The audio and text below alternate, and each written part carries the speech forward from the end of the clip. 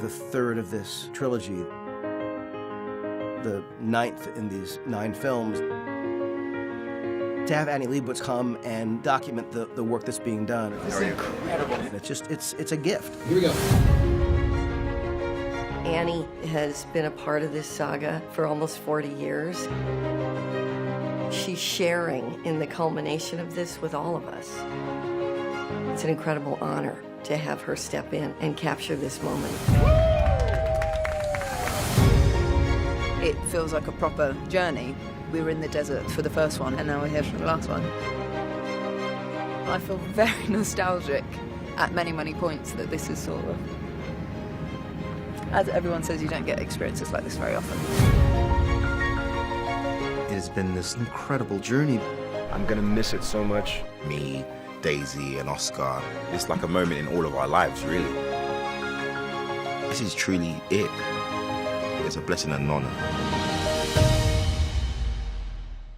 Hi everyone, it's Charlie. They released a new Star Wars Episode 9 preview. I'll talk about that. But the even bigger news you probably saw last night, everyone was freaking out, was that it was confirmed that they're doing a Star Wars Knights of the Old Republic movie trilogy that's actually separate from the other 2 trilogies that you've heard are coming after the Skywalker saga is over. So we'll explain all this new Star Wars footage and all the Knights of the Old Republic stuff. If you're new to the channel, be sure to subscribe to get all the Star Wars videos. I will be doing episode videos for Star Wars The Mandalorian when it premieres this November, but we're not going to get another trailer for that probably till the summer, maybe Comic-Con or something a little bit later than that. So don't worry, there's going to be a ton of new Star Wars stuff dropping at the end of the year, mostly because of Star Wars The Mandalorian and Star Wars Episode 9. But they'll also be slipping in a lot of news about this other stuff that's coming down the road, particularly Knights of the Old Republic. So just to start with the new footage, you're probably like, wait a minute, the Knights of Ren, we're getting all this crazy new stuff. What's going on with Emperor Palpatine? What are they going to do with the Jedi Order after this? Is Luke going to be a Force ghost? Are we going to get Luke Skywalker flashbacks? Will we get Palpatine flashbacks? A bunch of people went to visit the set of Star Wars Episode 9 when they were filming a lot of this stuff, so they got all these details. First big one is that we're going to learn a lot about the origin of the First Order, whereas like in Episode 7 we picked up with them. You don't really know exactly how the galaxy got to this state, what happened to the Empire, what happened to the New Republic, how did things deteriorate so much. Why did Leia have to spin off and create the Resistance? Why did she leave the New Republic? There are some novels that explain a little bit of this, but typically what the movies do is that they cover material that are not covered in the novels. The last big Imperial battle before the official end of the Empire was the Battle of Jakku. There was this Emperor Palpatine superweapon that the Empire was trying to get their hands on in a last-ditch attempt to get rid of the rebellion before it completely rose up. They lost that battle. There was a coup within the remaining Imperial ranks. There were still a number of Star Destroyers left, so the person that won that battle within the Empire took control of the remains and jumped into hyperspace to the unknown regions where they lay dormant and turned into what would eventually become the First Order with the help of Supreme Leader Snoke. It's also implied that we'll learn a lot about Snoke's history during this movie too, because there were so many teasers that were jumping back in history to explain a lot of things that were not explained during Episode 7, like what's going on here, all this brand new stuff. One of the other major things that they're talking about for Episode 9 is that the movie is going to deepen the Force connection between Kylo Ren and Rey. You remember those Force Skype sessions that you saw during Last Jedi? Supposedly it goes way, way deeper than we saw in that movie, and their connection on a metaphorical and a physical level is much bigger than we've thought before. But they also said that the movie is going to be the climax of a millennia-long war between the Jedi Order and the Sith. So I'm sure that has something to do with what Emperor Palpatine is doing during the movie, or at least his Force spirit that's probably trying to come back. There's a lot of rumors about Palpatine's Force spirit trying to inhabit the body of someone in present day to sort of resurrect himself, so to speak. But we've seen that plot in a lot of the other comics. If you ever read the Dark Empire comics, Emperor Palpatine has a lot of clones during that his Force spirit can then jump into, essentially making him immortal. But whatever they're doing with him trying to come back during Episode 9, it's not going to be a bunch of clones sitting around. But obviously you see the wreckage of the second Death Star, so clearly there's going to be a lot of Palpatine stuff going on. But a lot of you will be really happy to know, as you saw during this footage, that we're going to see a lot from the Knights of Ren. They're supposedly big characters during the movie. Like this one here has a blaster for an arm. C-3PO has a much bigger role in the movie. Remember, Darth Vader made him when he was Anakin Skywalker, so he's sort of like the robot son of Darth Vader. I've already talked a lot about the Carrie Fisher scenes. Most of you probably know that they're basically using deleted scenes from her in Episode 7 in new context, so it'll be old footage of Carrie Fisher made to look new, and it'll probably be relatively seamless, so you won't be able to tell the difference. We found out that Kerry Russell's character is named Zori Bliss. She's a rogue with this badass-looking outfit. We meet her in the Thieves' Quarter on a planet called Kijimi, which isn't an ice planet, but there's a lot of snow, so it's probably this place here that we see during the last big trailer. The name of the desert planet that we saw in the last trailer is called Hasana. The aliens that live there, these people, are called the Aki Aki. They shot these scenes in the exact same place where they shot Lawrence of Arabia. If you're a big filmmaking geek, then you probably recognize this during the last big teaser. We finally found out who Richard E. Grant is playing during the movie. They've been teasing him for a long time. His name is Allegiant General Pride. He is not General Hux' father, but as you can see, he's a very important person within the structure of the First Order. Richard E. Grant is a fantastic actor. He's amazing at playing bad guys, so I'm just really excited to see what he's going to be doing. The other new character is Jana. We don't know exactly what she's doing, but they did say that these animals that they're riding like horses are called Orbaks. A lot of people are wondering if she's going to wind up being Lando's daughter. Billy D. Williams said some funny stuff during the Celebration panel about that, but I don't think he was trying to confirm or deny anything. Luke Skywalker is obviously coming back. They did say that it could be Force Ghost Luke, but we could also get Luke Skywalker flashbacks, which actually seems more interesting to me because there's this whole history of Luke Skywalker that we just brushed over during Last Jedi. Like, wait a minute, what was he doing this whole time since Kylo Ren took off and destroyed his temple? Most of the voiceover that we got during the actual trailer makes it sound more like Force Ghosts, so that's what I'm expecting most of Luke Skywalker's scenes to be, but it just implies because we're going to be learning about the origin of the First Order and all this Palpatine stuff, they'll have to explain what happened after the Battle of Endor. There'll have to be at least a couple flashbacks. The other big thing, too, is that they're going back and forth about what the actual meaning of the title is, The Rise of Skywalker. So most people think Skywalker, they think about a person. Oh, maybe this means Ben Solo is going to be doing something during the movie because technically he's the last of the Skywalker bloodline through Leia. But now people behind the movie are also suggesting that Skywalker is going to be the term for a new type of Force user, the new Jedi Order that rises up out of the ashes of the old Jedi Order.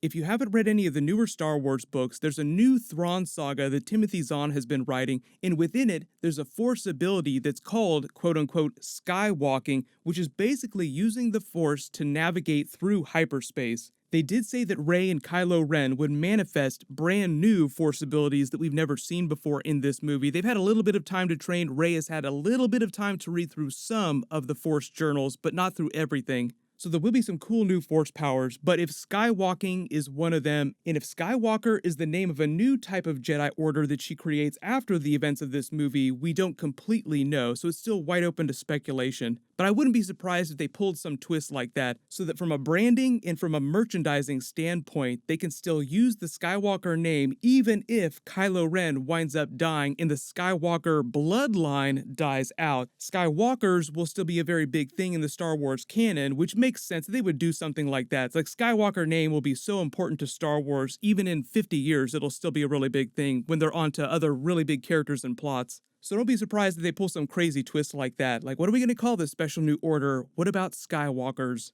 Moving into Knights of the Old Republic territory, I know you're all wondering, what's going on with Knights of the Old Republic? When are we going to see that movie? You assumed no force could challenge you. And now,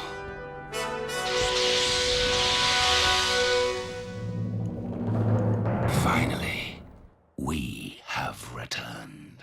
So, reminder that there's going to be a hiatus, and the next Star Wars movie after Episode 9 won't come till the end of 2022, but it'll basically be December Star Wars movies from here on out. So instead of doing a Star Wars movie every single year, they're going back to a movie every other year, and they're going to use the Disney Plus series like the Mandalorian TV series and the potential Obi-Wan TV series to fill the gaps in between that, which I think is totally fine. I'm totally fine with the Star Wars movie once every 2 years, as long as we have a really badass couple Star Wars TV series. During Star Wars Celebration, Kathleen Kennedy is like, yes, we're working on Knights of the Old Republic, but she was kind of non-committal about it. It was sort of an offhanded remark that she made in an interview. Now it's been confirmed that they have been actively developing a Knights of the Old Republic trilogy ever since the beginning of 2018. So even though we're just learning about this now, they've actually been working on it for more than a year. But like I said, next Star Wars movie isn't coming till 2022, and there are now 3 separate Star Wars trilogies that are in development. There's the one that Rian Johnson is working on, which is supposedly set in present day with completely different characters that aren't from the original Skywalker movies. Then there's the separate trilogy that the Game of Thrones producers are working on. We thought that that was going to be Knights of the Old Republic, but that is not the case. Apparently, it's something different. The Knights of the Old Republic trilogy, which is now the third one, is from a completely different person. There's no director attached to it, no actors or anything like that. It's just being written. They're working on the scripts. The person's name is Laeta Kalogridis, which I'm probably mispronouncing, but she's the person that wrote one of James Cameron's Avatar sequels. So we haven't actually seen any of the movies that she's made yet, because who knows when those Avatar sequels are going to drop. But if you haven't played Knights of the Old Republic or you're not familiar with that franchise, it's set many thousands of years before the events in present day. So we're talking upwards of 5,000 years ago. If you've ever read the Tales of the Jedi comics that Dark Horse published a long time ago, those are actually some of my favorite Dark Horse Star Wars comics. It's around that period, the Great Sith Uprising, the Hyperspace War, all these big conflicts that happened thousands and thousands of years before the events that we've seen during the modern Star Wars films. I don't expect them to just redo the plot of the video game. Usually they tend to do very original plots, and even if they are inspired by some of the events of the video game, it's the same thing with the Marvel movies where they kind of do the comics, but things wind up being very, very different. It's from a period before the Sith rule of two, so just expect a really great looking version of the Sith Order within that. The Sith themselves are actually a race of people that Dark Jedi who left the original Old Republic Empire sort of co-opted and twisted to their own ways until they became more of an order than an actual people. If you haven't read any of those old Dark Horse comics, I recommend you check them out at least a little. Technically, they're not canon anymore, so don't expect them to pull everything from those old comics. But Dark Lords of the Sith was awesome. Golden Age of the Sith was a really cool storyline. So there's a lot of good material to sort of familiarize yourself with the Sith of that period. This is but a taste of the dark side.